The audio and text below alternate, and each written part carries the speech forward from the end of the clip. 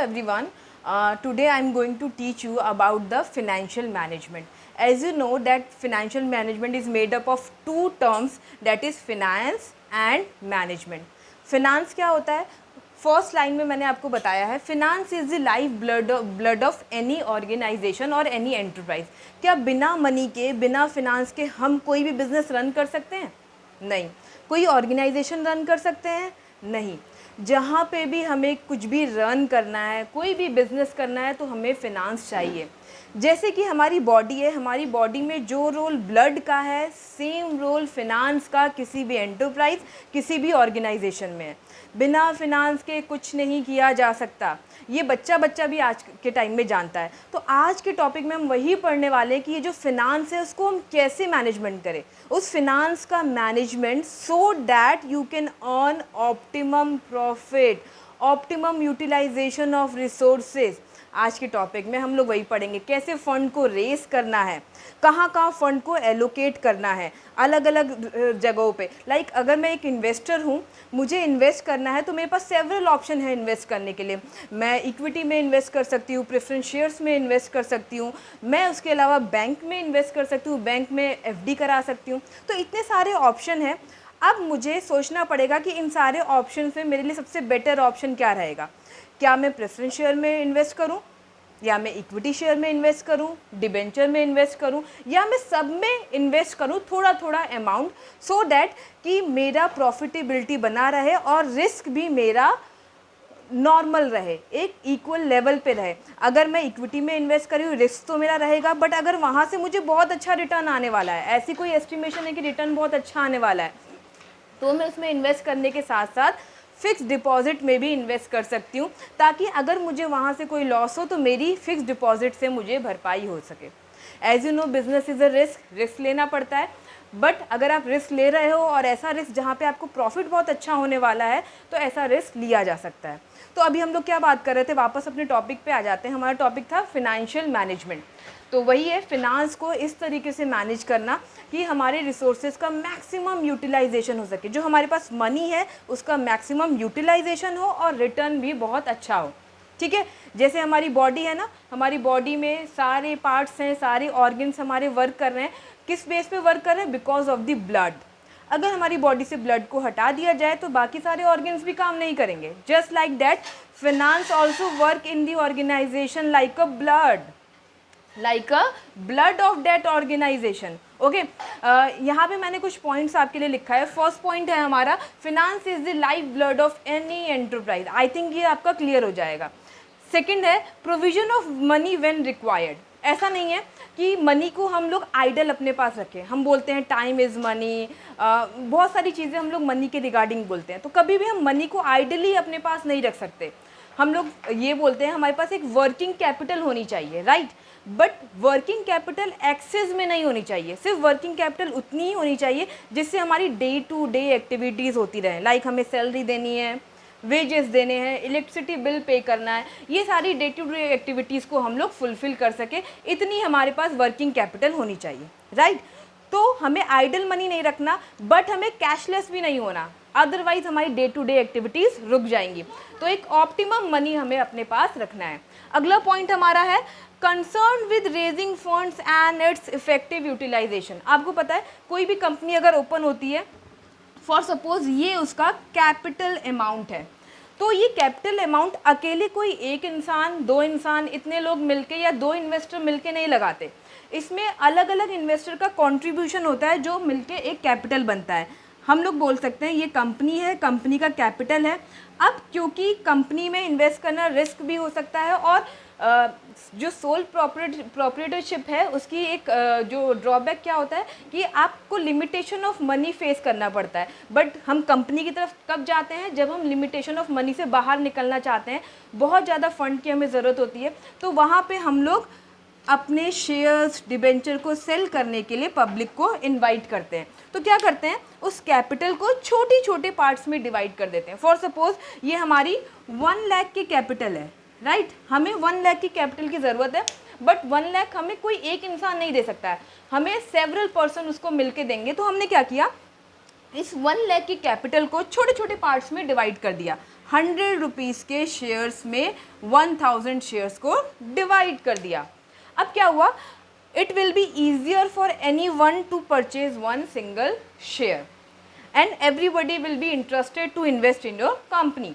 But अगर मैं किसी से बोलूँ कि आप मुझे 1 लाख रुपए अभी ला के दे दो, मुझे इस कंपनी में इन्वेस्ट करना है, अपना बिजनेस को रन करना है, तो ऐसा पॉसिबल नहीं है, क्योंकि वो भी एक बहुत बड़ा अमाउंट हो जाता है। तो कंपनी हम लोग इसीलिए ओपन करते हैं, या कंपनी इसीलिए बहुत अच्छी फ्रूटफुल होती है, क्योंकि हम लोग बाहर से इन्वेस्टर्स को इनवाइट करते हैं अपनी कंपनी में और इन्वेस्टमेंट हमें ईजिली मिल जाती है। तो ऑल ओवर कंक्लूजन क्या निकल के आ रहा है फिनेंशियल मैनेजमेंट का? Financial management is the effective and efficient utilization of funds so that the business will run in an optimum way and earns its profit. अब क्या होता है, प्रॉफिट में भी आपको जो भी प्रॉफिट मिलता है ना एज अ कंपनी, अगर फॉर सपोज आपको 100 रुपीज़ के शेयर्स पे 10 रुपीज़ का प्रॉफिट मिल गया, हम लोग चाहे तो हर एक शेयर होल्डर को 10 रुपीज़ का डिविडेंड डिस्ट्रीब्यूट कर सकते हैं, बट ऐसा हम लोग नहीं करेंगे। मोस्टली कंपनीज क्या करती हैं, सारे अमाउंट को एज अ डिविडेंड डिस्ट्रीब्यूट नहीं करती है, कुछ तो एज अ डिविडेंड डिस्ट्रीब्यूट करेगी और कुछ रख लेती है वो रिटेन अर्निंग की तरह। रिटेन अर्निंग क्या होता है, इस जो अर्निंग डिविडेंड शेयर होल्डर्स को हमें देना होता है, उसका कुछ पार्ट हम लोगों ने अपने पास सेव करके रख लिया फॉर फ्यूचर, कि अगर कोई कंटीजेंसी होती है, अगर कभी कोई रिक्वायरमेंट होती है, तो हम रिटेन अर्निंग को यूज़ कर सकते हैं। फर्दर वो मिलती शेयर होल्डर को ही हो, कोई है, बट ये हमारे पास एज अ रिजर्व होती है। ओके, तो that is all about the financial management. Okay, अभी हम लोग पढ़ेंगे नीड ऑफ फिनेंशियल मैनेजमेंट। अब फिनेंशियल मैनेजमेंट की नीड कैसे अराइज हुई? एज यू नो कि टाइम टू टाइम लोगों ने वर्ल्ड वॉर को भी फेस किया है, राइट?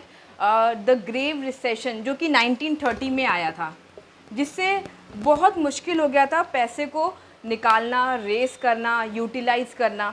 तो हम लोग ये बोल सकते हैं जो टाइम टू टाइम अलग अलग पीरियड्स आए हैं, उन्होंने नीड जनरेट की है ऑफ द फिनेंशियल मैनेजमेंट। पहले बहुत इजी था फिनांस के साथ डील करना, बट जैसे जैसे अलग अलग time period, the world war हुआ, रिसेशन हुआ इकनॉमी में, तो ऐसी कंडीशन में क्या हुआ, फ़ंड रेस करना बहुत मुश्किल हो गया। फ़ंड को ईज़िली अपने पास लेके आना, फ़ंड जनरेट करवाना, ये बहुत मुश्किल हो गया। उसका ऑप्टिमम यूटिलाइजेशन भी बहुत मुश्किल हो गया, क्योंकि हम पहले से प्लान करके नहीं चल पा रहे थे। ऐसी सिचुएशन आ गई थी जिसमें हमारी प्लानिंग्स वर्क नहीं कर पा रही थी।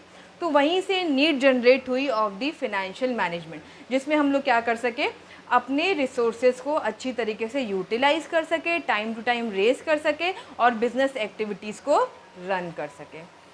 ओके, अब इसमें अगली चीज़ जो समझने वाली है वो है functions of financial management. Okay, financial management के फंक्शंस क्या क्या क्या काम करता है फिनेंशियल मैनेजमेंट डिपार्टमेंट, कैसे वर्क करता है, क्या क्या उसकी रोल्स हैं। तो पहला है हमारा एस्टिमेशन ऑफ कैपिटल रिक्वायरमेंट। ठीक है, नाम से ही आइडिया लग रहा होगा, एस्टिमेशन ऑफ कैपिटल रिक्वायरमेंट मतलब कैपिटल की कितनी ज़रूरत है, कितनी कैपिटल हमें चाहिए अपने बिजनेस को रन करने के लिए, ये जज करना बहुत ज़्यादा है, बहुत ज़रूरी है। लाइक अगर हमने कैपिटल कम ले ली तो हमारी एक्टिविटीज़ नहीं हो पाएंगी, उनको सफ़र करना पड़ेगा। बट अगर हमने कैपिटल ज़्यादा ले ली तो आइडल कैपिटल भी ऑर्गेनाइजेशन के लिए कॉस्ट इनकर्ड करता है। फॉर एग्जांपल, अगर मैंने कहीं से भी 1 लाख का एक्स्ट्रा फंड रेस कर लिया जिसकी मुझे ज़रूरत नहीं है, जितनी कैपिटल की मुझे ज़रूरत नहीं है, वो 1 लाख मेरे पास एक्स्ट्रा है और मेरी ऑर्गेनाइजेशन में आइडल पड़ा हुआ है, तो जहाँ से भी मैंने लिया है मुझे उस फंड पे डिविडेंड देना पड़ेगा, और अगर एज अ लोन लिया है तो मुझे इंटरेस्ट देना पड़ेगा, एज अ डिबेंचर लिया है तब भी मुझे इंटरेस्ट देना पड़ेगा। तो ऐसे केस में आइडल कैपिटल भी ऑर्गेनाइजेशन के लिए कॉस्ट इनकर्ड करता है। तो किसी भी मैनेजर के लिए ये जानना बहुत ज़रूरी है कि हमारी कैपिटल रिक्वायरमेंट कितनी है, कितनी चाहिए, हमारी मशीन की कॉस्ट क्या है, हमें बिल्डिंग बनाने के लिए क्या कॉस्ट चाहिए, तो हमारी रिक्वायरमेंट कितनी है, किस टाइप का ऑर्गेनाइजेशन है, बड़ा ऑर्गेनाइजेशन है, छोटा ऑर्गेनाइजेशन है, सीजनल बिजनेस है या हमारा थ्रू आउट द ईयर चलने वाला बिजनेस है, छोटा है, बड़ा है। ये बहुत सारे फैक्टर्स होते हैं जो मैनेजर्स को कंसिडर करना चाहिए अपने बिजनेस के कैपिटल एस्टिमेशन के लिए, ये बहुत ज़रूरी है। अगला है हमारा determination of capital composition. Capital composition का मतलब होता है कि हमारे पास हम किस तरीके से डील करना चाहते हैं, शेयर्स में कितना डील करना चाहते हैं, डिबेंचर्स में कितना डील करना चाहते हैं, प्रेफरेंस शेयर्स में कितना डील करना चाहते हैं, वो होता है हमारा कंपोजिशन ऑफ कैपिटल। वो आप अपने रिस्क के अकॉर्डिंग आप कितना रिस्क बेयर कर सकते हैं, आपकी मार्केट में इमेज कैसी है, गुडविल कैसी है, उसके अकॉर्डिंग आप कंपोजिशन को डिसाइड करते हो। ठीक है, लाइक अगर आपने बहुत ज़्यादा शेयर्स में डील कर लिया तो ऐसी कंडीशन में आपका अपनी कंपनी से कंट्रोल ख़त्म हो जाता है। क्यों? क्योंकि ऐसा बोला जाता है each and every share holder is the real owner of the organisation और द कंपनी। कंपनी के रियल ऑनर कौन से होते हैं? शेयर होल्डर होते हैं। तो अगर आप बहुत ज़्यादा शेयर्स में डील कर रहे हैं तो जितने ज़्यादा शेयर होल्डर्स होंगे उतने ज़्यादा आपकी ऑर्गेनाइजेशन से आपका कंट्रोल कम होता रहेगा, क्योंकि उनके पास वोटिंग पावर होती है, डिसीजन मेकिंग पावर होती है। तो अब आप कैसा कंट्रोल चाहते हैं? आप ऑर्गेनाइजेशन को कंट्रोल में रखना चाहते हैं, क्या चाहते हैं, ये आपके ऊपर डिपेंड कर रहा है। दूसरा है कि अगर आप डिबेंचर्स में डील कर रहे हो, लोन्स में डील कर रहे हो, ऐसी कंडीशन में भी आपको क्या करना पड़ेगा? एक पर्टिकुलर अमाउंट ऑफ इंटरेस्ट आपको देना पड़ेगा, और अगर आप नहीं दे पाए तो आपकी ऑर्गेनाइजेशन इंसॉल्वेंट डिक्लेयर कर दी जाएगी। ठीक है, तो आपको इन सारी चीज़ों को ध्यान में रख के अपना कैपिटल कंपोजिशन डिसाइड करना पड़ेगा। अगला है आपका choice of sources of fund. अब हम लोग फंड कहाँ से रेस करेंगे? हमने कैपिटल कंपोजिशन तो डिसाइड कर लिया, बट हम लोग अब फंड कहाँ से रेस करेंगे? ठीक है, कैपिटल मार्केट से, मनी मार्केट, हम कहाँ से अपने फ़ंड को रेस करना चाहते हैं, कहाँ से फ़ंड लेके आना चाहते हैं, ये हमको डिसाइड करना पड़ेगा सो दैट हम वहाँ पे अप्रोच कर सकें। अगला है आपका इन्वेस्टमेंट ऑफ फंड। अब ऐसा नहीं है कि हमसे फ़ंड लेके आएंगे, अब हमारे पास जो फ़ंड आया है अब उसको हम लोग अलग अलग जगह पे कैसे इन्वेस्ट करेंगे, और अगर कुछ भी फ़ंड आइडल रह गया है हमारे पास तो उस आइडल फ़ंड को हम लोग फर्दर कैसे इन्वेस्ट करेंगे, ये भी डिसाइड करना पड़ता है। ठीक है, अगला है आपका डिस्पोजल ऑफ सरप्लस। अब डिस्पोजल ऑफ सरप्लस में क्या है कि जब भी किसी भी ऑर्गेनाइजेशन के पास प्रॉफिट एक्स्ट्रा हो जाता है, अर्निंग एक्स्ट्रा हो जाती है, तो क्योंकि अभी मैंने बोला ना कि शेयर होल्डर्स हमारे क्या होते हैं? Real owner of the company, तो हमें उन रियल ऑनर्स को अपना सरप्लस डिस्ट्रीब्यूट करना पड़ता है। अब सरप्लस में आप पूरा सरप्लस डिस्ट्रीब्यूट करना चाहते हो या अपने पास कुछ रिटेन करके रखना चाहते हो as a reserve for future, ये आपको डिसाइड करना पड़ेगा अकॉर्डिंग टू दी सर्कमस्टेंसेस। अगला है हमारा मैनेजमेंट ऑफ कैश। ठीक है, कैश आइडल नहीं होना चाहिए, बहुत ज़्यादा कैश भी नहीं होना चाहिए, कैश हमारा किसी न किसी प्रोसेस में लगा रहना चाहिए, बट कम भी नहीं होना चाहिए। अगर कम कैश हुआ तो हमारी ऑर्गेनाइजेशन की सारी एक्टिविटीज़ रुक जाएंगी वहीं पर। तो कैश का मैनेजमेंट भी बहुत ज़रूरी है, ना कम होना चाहिए। कैश क्या है? It is a kind of lubricant for the organisation. हम बोलते हैं ना, एक गाड़ी है उसके पहिए चल रहे होते हैं, क्यों चल रहे होते हैं? बिकॉज उसमें ग्रीस लगी होती है, ग्रीस की वजह से वो ईजिली फंक्शन करते हैं, ईजिली चलते हैं। तो वही रोल क्या है कैश का किसी भी ऑर्गेनाइजेशन में है। कैश की वजह से आपकी ऑर्गेनाइजेशन ईजिली रन करती है। ओके, तो अभी आपको देखना पड़ेगा ना तो कैश ज़्यादा हो, क्योंकि ज़्यादा होगा तो कॉस्ट इनकर्ड करेगा, और अगर कम होगा तो वो लुब्रिकेंट कम हो जाएगा और ऑर्गेनाइजेशन ईजिली रन नहीं कर पाएगा। और अगर आपके पास कोई अचानक से अपॉर्चुनिटी आती है जहाँ पे आप इन्वेस्ट कर सकते हो बट कैश नहीं है तो आप नहीं कर पाओगे। लास्ट है हमारा financial controls. Financial controls basically क्या है कि जो भी हमने प्लानिंग सेट की थी, लाइक मैंने ये ग्राफ सेट किया था, अब मेरा ये ग्राफ आ रहा है, तो ये जो डिफरेंस आ रहा है मुझे ये डिफरेंस को कैसे कंट्रोल करना है ताकि फ्यूचर में ना हो। या मेरा ग्राफ सेम आ रहा है, सेम दोनों का आ रहा है, तो अब मैं इसको किस तरीके से मेंटेन करूँ फ्यूचर में कि ये हमेशा जो भी मैं प्लान करके चल रहा हूँ, व्हाट आई हैव प्लान और what actually I have done, इन दोनों के बीच में कोई भी डिफरेंस ना आए। That is the function of financial management. Okay.